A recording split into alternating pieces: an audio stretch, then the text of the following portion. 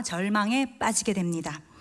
의사는 임파선 결핵이라고 진단하여서 솔맨이 길어봤자 3개월밖에 살지 못한다는 시한부 판정을 내렸습니다. 솔맨은 몸이 아픈 것보다 임신 중인 아내와 태어날 아기와 함께 할 수 없다는 것에 죄책감에 몹시 괴로워합니다. 그러던 그에게 하루는 그의 아내가 여보, 3개월밖에 남았다고 말하지 말고 하나님께서 3개월을 허락해 주셨다고 감사하며 하나님의 선물 주신 시간이라고 생각해 봐요. 하나님도 사람도 원망하지 말고 하나님께서 우리에게 허락하신 3개월을 오직 행복한 감사로만 채워봐요. 그는 이러한 아내의 위로에 큰 위로를 받고 마음이 움직여서 용기를 얻었습니다.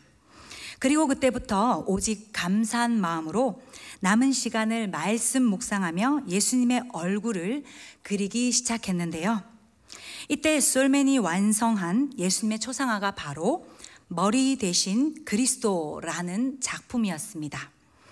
이 작품이 엄청나게 유명해지면서 이 예수님의 모습이 담긴 그림은 1940년도에 솔맨이 살아있을 때만 500만 부 이상이 인쇄되었고 오늘날까지도 세계에서 가장 많이 알려진 예수 그리스도의 모습을 보여줍니다. 저희에게도 무척 익숙한 그림이죠. 더 놀라운 사실은 3개월이 한참 지나도 솔맨은 죽지 않았고 오히려 병이 나서 76살까지 살았습니다. 3개월의 감사는 기적을 만들었고 기적을 넘어서 평생 축복이 된 것입니다. 사람이 진정으로 행복을 찾을 수 있는 근원은 어디서부터 올까요? 바로 마음에서부터입니다. 마음이 움직여지고 바뀌고 변화되면 된다는 것입니다. 지난 추수감사주일의 은혜를 가지고 우리의 행복은 감사의 마음으로부터 시작된다는 것을 알고 서로에게 축복을 하셨으면 좋겠습니다. 감사함으로 행복합시다. 인사 나눌까요? 우리 중학생들 인사 나눠주세요. 왜 인사 안 해요? 인사해보세요. 잘했어요. 감사라는 말은 헬라어로 유카리스티아라고 하는데요. 명사로는 행복한 은혜라는 뜻이고 동사는 숙고하다라는 뜻입니다. 즉 종합해보면 행복한 은혜를 깊이 생각하는 것, 이것이 바로 감사라는 것입니다. 행복한 은혜를 깊이 생각하는 것. 이 땅을 살면서 이런저런 손해와 아픔과 실망도 겪으며 살아갈 수 있지만 예수 그리스도를 믿고 구원받았다는 사실만으로도 최고의 복을 받았고 이 놀라운 축복으로 우리는 일시적인 생명이 아니라 영원한 생명을 얻었습니다. 아무리 성경 지식이 많아도 신앙 연륜이 오래되어도 이 주님의 은혜를 깨닫지 못하고 행복한 감사를 깊이 생각하지 못하면 신앙의 성숙이 어렵다는 것입니다. 그래서 데살로니가전서 5장 18절에 범사에 감사하라 라고 한 것은 매 순간 주어진 인생을 어떻게 해석하여 그 인생을 어떻게 감사함으로 살아가느냐에 관한 말씀입니다. 그러므로 진정한 감사는 감사의 본질을 찾는 건데요. 그래서 일생 동안 힘든 상황이 되어도 고난이 닥쳐와도 어떤 상황에도 계속해서 감사의 거리를 찾아서 구체적으로 감사하는 우리가 되어야 한다는 것입니다. 어떤 사람은 충분히 좋은 환경 속에서도 인생을 슬픈 드라마로 해석하는 사람이 있는 반면에 어떤 사람은 절망적인 드라마 같은 인생을 살지라도 데살로니가 전서의 말씀 그대로 범사에 늘 감사함으로 해석하는 그런 사람이 있다는 것입니다. 다니엘 기도에 나온 김희아 집사님 같은 분이 그러한 사람입니다. 다른 사람과도 비교가 되지 않을 정도로 열악한 환경과 삶 속에서 살았는데도요, 그 어떠한 원망도 찾아보기가 힘들었습니다. 오로지 감사의 거리를 찾아서 더 깊은 감사와 더 큰 감사로 표현한 김희아 집사님의 모습은 그 어떤 사람보다도 아름다워 보였습니다. 그러므로 범사에 감사를 주심을 믿는 인생, 이러한 인생이야말로 하나님이 주신 참 행복한 감사의 인생이 아닐까요? 그럼 어떻게 하면 이러한 인생을 살고 어떻게 하면 더 깊은 감사와 더 큰 감사를 하며 살 수 있을까요? 오늘은 그것을 나눠보기를 원합니다. 첫 번째로는요, 우리를 참으로 기쁘게 하는 기쁨의 본질을 알아야 합니다. 본질이라는 것은요, 근본, 근원을 말합니다. 우리가 진정으로 기쁠 수 있는 근본과 근원이 무엇인지를 알아야 한다는 것입니다. 우리 하나님은 창조주이시자 지금도 모든 것을 통치하시고 다스리시는 통치자이십니다. 하나님께서는 그 어떠한 것도 부족하신 것이 없으시지만 하나님의 형상과 모양대로 우리의 영광과 기쁨을, 하나님의 영광과 기쁨을 위한 존재로 우리를 창조하셨고, 그렇기에 하나님을 믿는 우리가 하나님을 기쁘시게 해드릴 때 우리의 근원적인 기쁨을 누릴 수가 있고 감사가 나올 수 있다는 것입니다.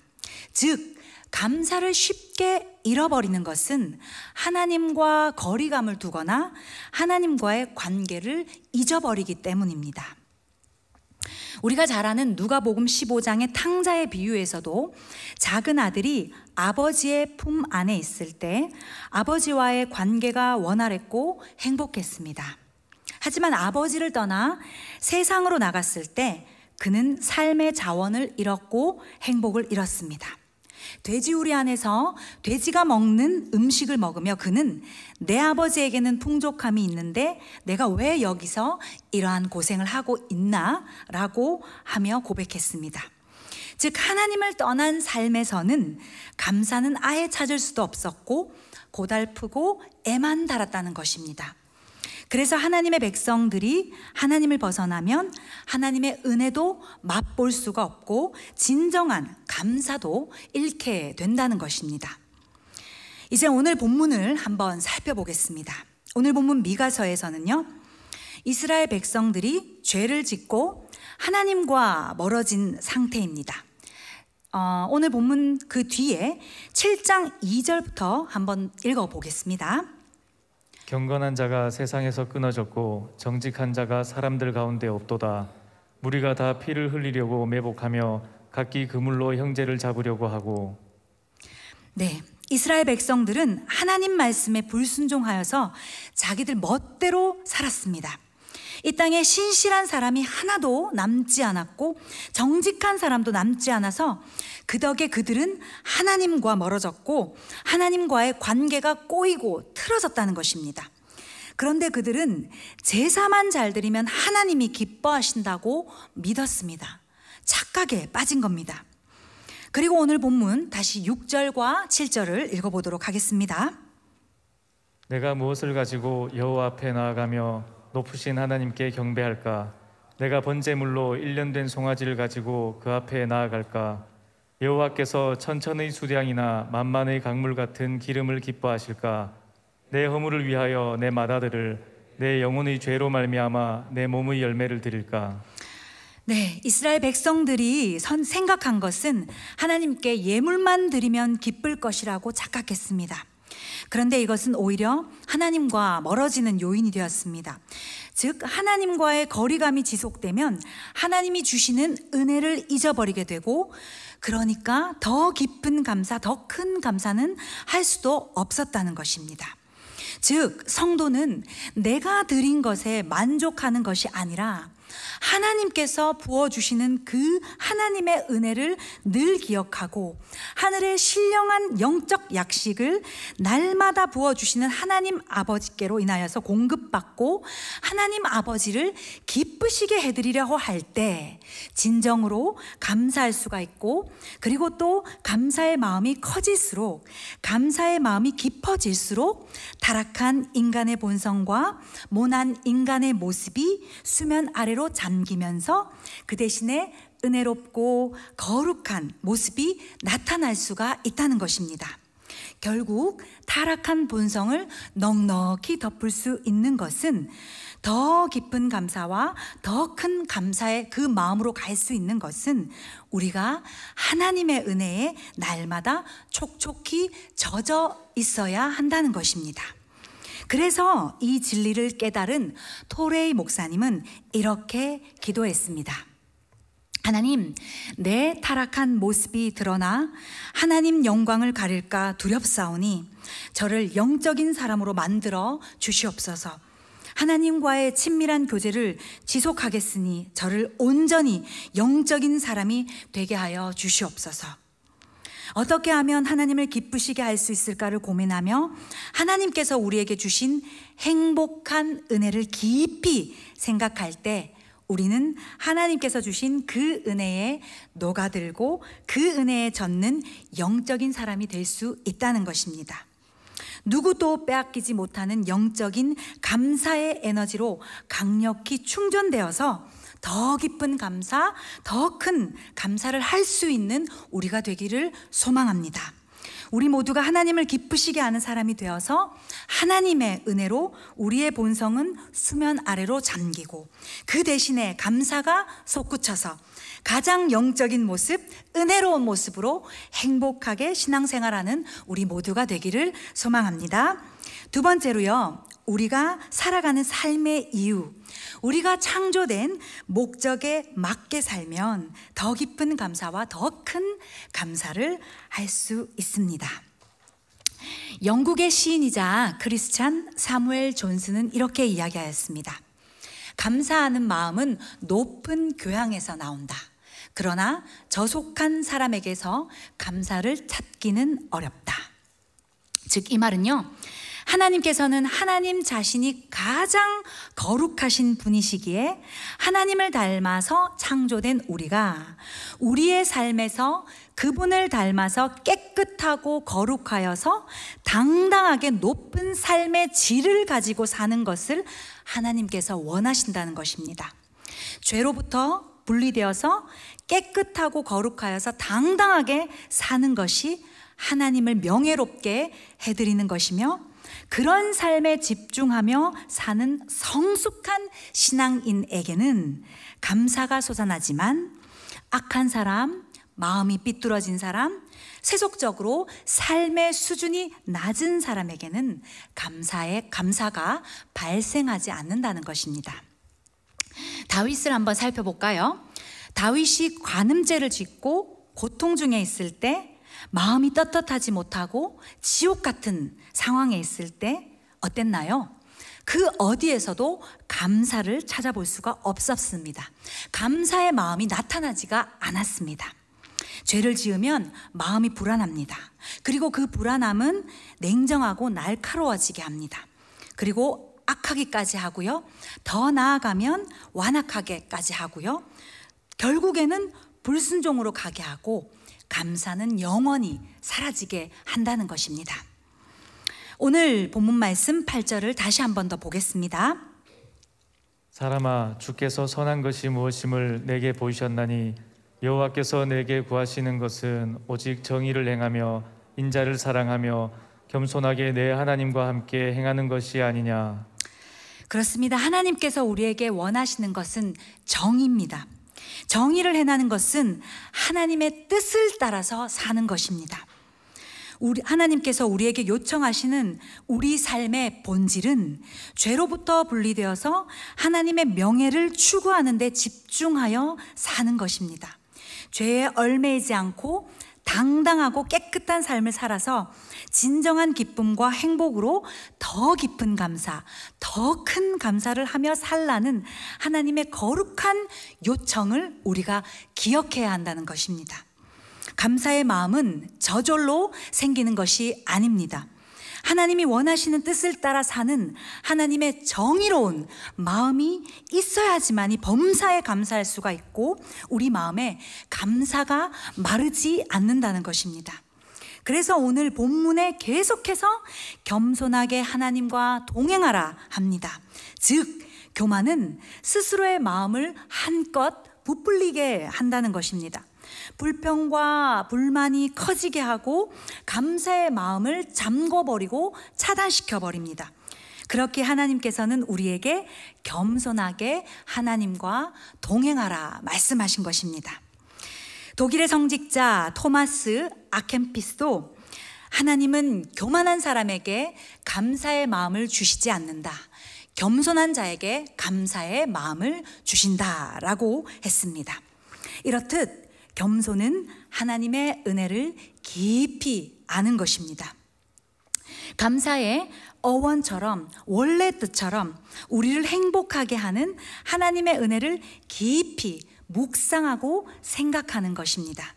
그러면 하나님보다 앞서지 않고 생각할 그 이상을 생각하지 않게 되어서 하나님의 은혜에 포커스를 맞추고 하나님의 명예를 지켜드리는 삶을 살게 된다는 것입니다. 이러한 겸손이 있으면 더 깊은 감사, 더 큰 감사를 할 수 있습니다. 아주 작고 평범해 보이는 것들로부터 감사거리를 찾기 시작하고 당연했던 것들로, 모든 것들로부터 감사하면 우리의 영혼이 부유해진다는 것입니다. 정말 중요한 것은 감사를 찾는 마음은 낮은 마음부터 시작된다는 것을 믿으시기 바랍니다. 이 낮은 마음을 통해서 감사의 거리가 보이고 감사의 깊이가 더해가며 행복의 깊이 또한 더해갑니다. 이 깊이는 신앙의 깊이, 신앙의 성숙을 갖추게 합니다. 우리 자신에게 초점을 맞추면 교만해지지만, 욕심을 커지게 하지만, 하나님 앞에서 내가 얼마나 연약한 존재인지를 깊이 인식하면 작은 일에도 감사, 하찮은 일에도 감사, 무심코 지나치는 것에도 감사할 수 있습니다. 모든 당연한 것에서부터 이 모든 것들을 허락하신 하나님께 감사함으로 이들을 귀히 여길 때 우리의 감사는 더 깊어지고 더 커질 것입니다. 그동안 깨끗하지 못했고 겸손하지 못했다면, 그리고 그래서 감사를 망각했다면 오늘 다시 진솔하게 범사에 감사를 주심을 믿으며 주님께 나아가는 시간을 가지기를 소망합니다. 그리고 다시 깨끗하고 거룩하게 당당하게 살면서 마음을 한없이 낮춥시다. 그러면 감사로 행복해지는 이 축복이 우리의 것이 될 줄 믿습니다. 마지막으로요, 더 깊은 감사와 더 큰 감사는 주님의 사랑을 알고 전할 때 할 수 있습니다. 오늘 본문 8절을 마지막으로 읽도록 하겠습니다.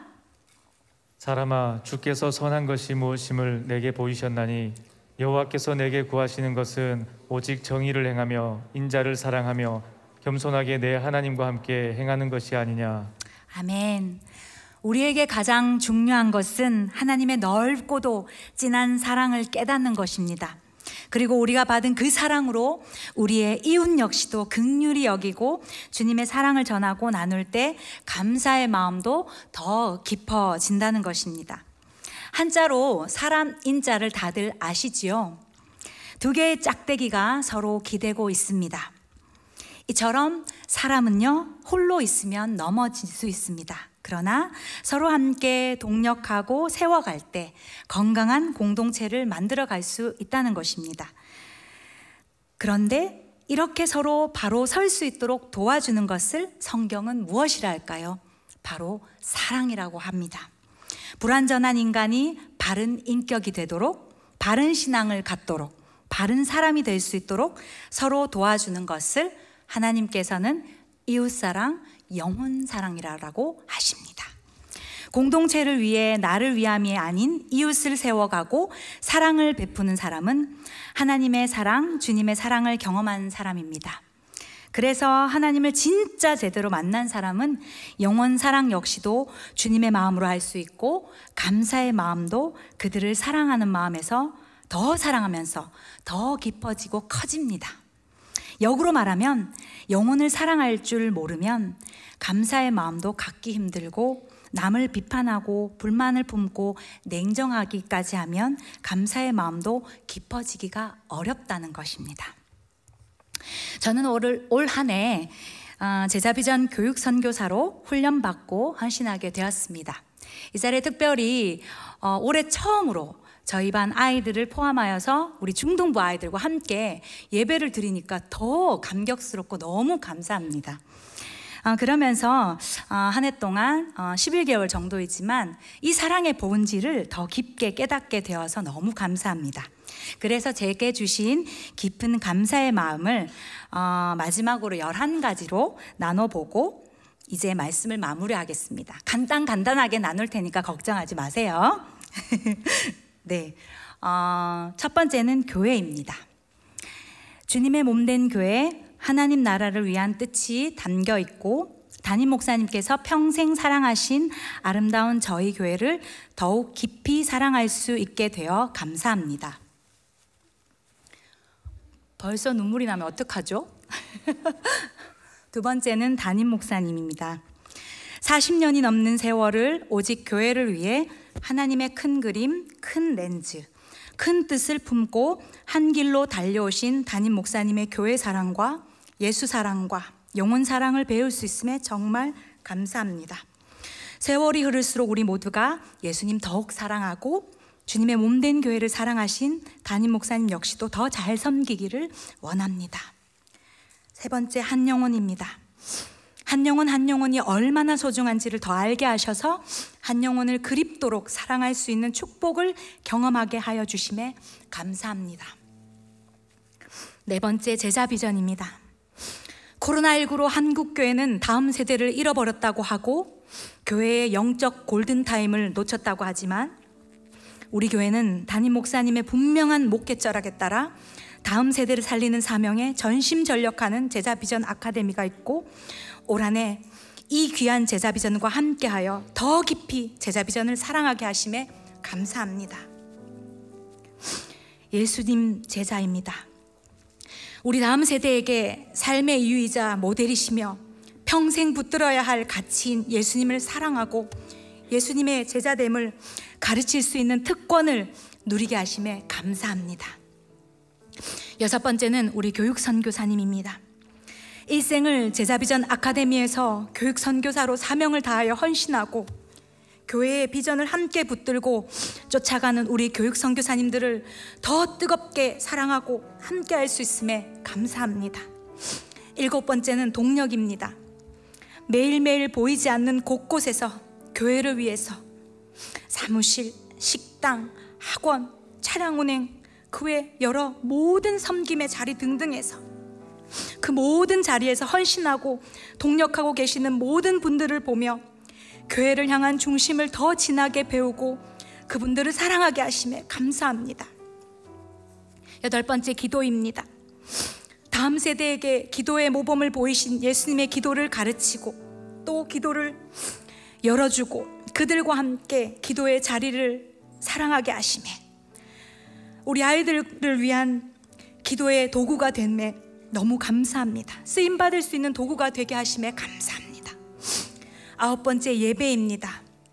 코로나 팬데믹으로 수많은 교회가 현장 예배에 열지 못하는 상황 속에서 우리 교회는 전 세대가 적합한 시기와 때에 따라 예배를 경험할 수 있도록 적재적소에서 열어주시고 예배를 통한 하나님의 영광을 경험하고 예배의 자리를 더 사모하고 사랑할 수 있게 되어서 감사합니다. 열 번째, 순종입니다. 갈등과 싸움이 멈추지 않고 권위와 순종을 모르는 이 시대 가운데 살아가지만 우리 아이들에게 그리스도께서 하신 순종과 섬김 그리고 질서를 가르칠 수 있는 특권을 누리게 하시고 그 어떤 아이도 사랑하게 하심에 감사합니다. 마지막 11번째, 새로운 비전입니다. 코로나로 인해 더 이상 교회의 건축을 언급하는 한국교회는 없다고 하고 5만 2천여 개의 교회 중에 1만여 개의 교회가 문을 닫았다 할 정도로 힘든 시대 가운데 살고 있지만 우리 교회는 하나님 나라 확장을 위한 선제적 교회로서 이 어려운 시대 가운데 다음 세대를 위해 성전을 세워가자라는 새 비전의 뜻을 모으고 있습니다. 이것은 교회를 향한 하나님의 뜻이자 계획이요 의미이기에 담임 목사님께서 선포하신 이 비전을 사랑하심에 감사합니다. 앞으로 저희 교회를 향한 하나님의 큰 그림, 큰 뜻을 생각하면 정말 가슴 벅찹니다. 그리고 그 크신 하나님의 뜻을 담아 가려면 우리의 그릇이 더 커지고 더 넓어져야 합니다. 그러기 위해서는 충분한 감사, 넘치는 감사, 버릴 것이 없는 감사가 있어야 합니다. 우리의 기쁨과 삶과 사랑의 주체는 하나님이십니다.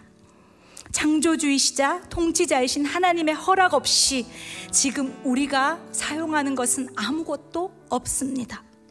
공기부터 시작해서 물, 자연 등 이 모든 것부터 하나님의 허락으로 우리에게 주어진 것임을 우리가 알고 당연히 여긴 모든 것에 더 깊은 감사와 더 큰 감사를 하는 우리가 되어서 하나님의 은혜가 내 속에서 끊임없이 흘러 넘치기를 소망합니다. 감사는 우리 영혼에 있어서는 어떤 조건 없이 무조건 유익함을 믿으십시오.